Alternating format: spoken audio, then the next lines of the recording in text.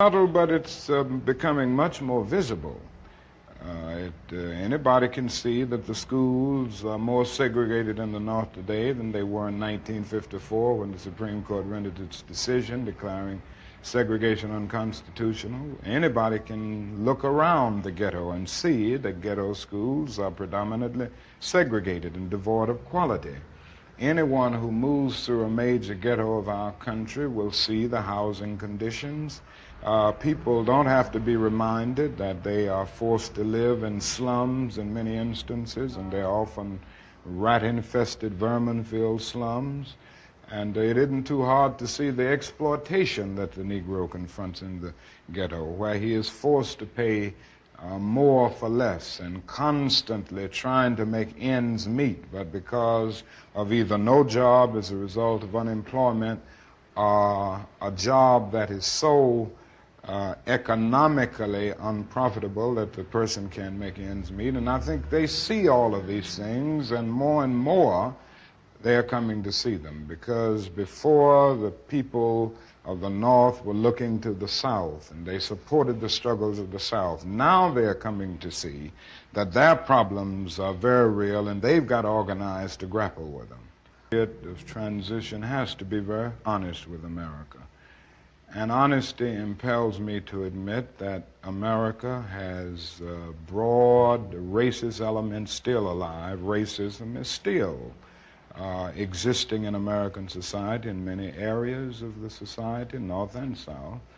And the other thing is that there has never been a single, solid, determined commitment of large segments of white America on the whole question of racial equality.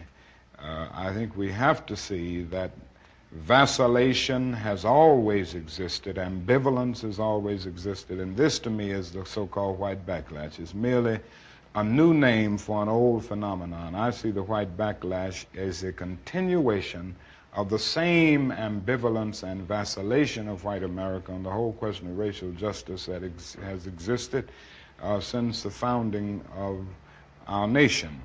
I think the other thing that we must see at this time is that many of the people who supported us in Selma, in Birmingham, were really outraged about the extremist behavior toward Negroes. But they were not at that moment, and they are not now, committed to genuine equality for Negroes. It's much easier to integrate a lunch counter than it is to guarantee an annual income, for instance, to get rid of poverty for Negroes and all poor people. It's much easier to integrate a bus than it is to make genuine integration a reality and quality education a reality in our schools. It's much easier to integrate even a public park than it is to get rid of slums. And I think we are in a new era, a new phase of the struggle, where we have moved from a struggle for decency, which characterized our struggle for 10 or 12 years, to a struggle for genuine equality.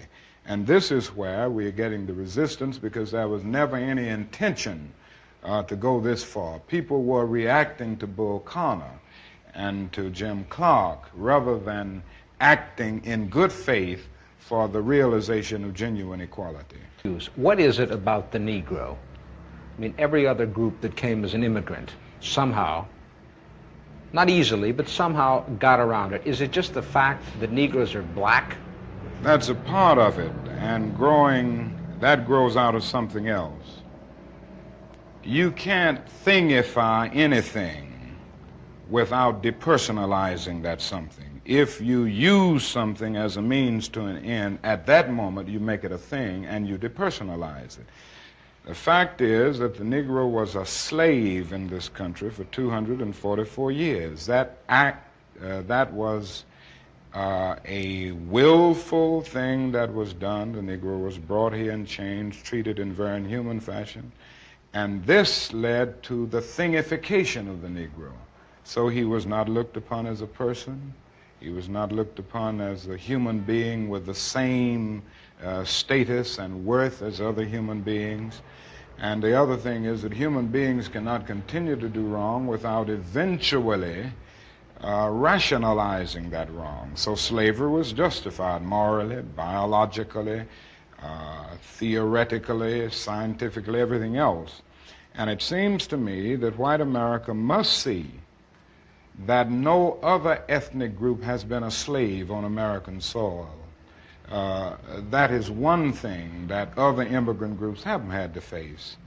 The other thing is that the color became a stigma. American society made the Negro's color a stigma, and that can never be overlooked. So I think these things are absolutely necessary. The other thing is that America freed the slaves in 1863 through the Emancipation Proclamation of Abraham Lincoln, but gave the slaves no land or nothing in reality, and as a matter of fact, to get started on. At the same time, America was giving away millions of acres of land in the West and the Midwest, which meant that there was a willingness to give the white peasants from Europe an economic base. And yet it refused to give its black peasants from Africa, who came here involuntarily in chains and had worked free for 244 years, any kind of economic base. And so emancipation for the Negro was really freedom to hunger. It was freedom to the winds and rains of heaven. It was freedom without food to eat or land to cultivate, and therefore it was freedom and famine at the same time. And when white Americans tell the Negro to lift himself by his own bootstraps, they don't look over the legacy of slavery and segregation. I believe we ought to do all we can and seek to lift ourselves by our own bootstraps, but it's a cruel jest to say to a bootless man that he ought to lift himself by his own bootstraps. And many Negroes, by the thousands and millions, have been left bootless as a result of all of these years of oppression and as a result of a society that deliberately made his color a stigma and something worthless and degrading.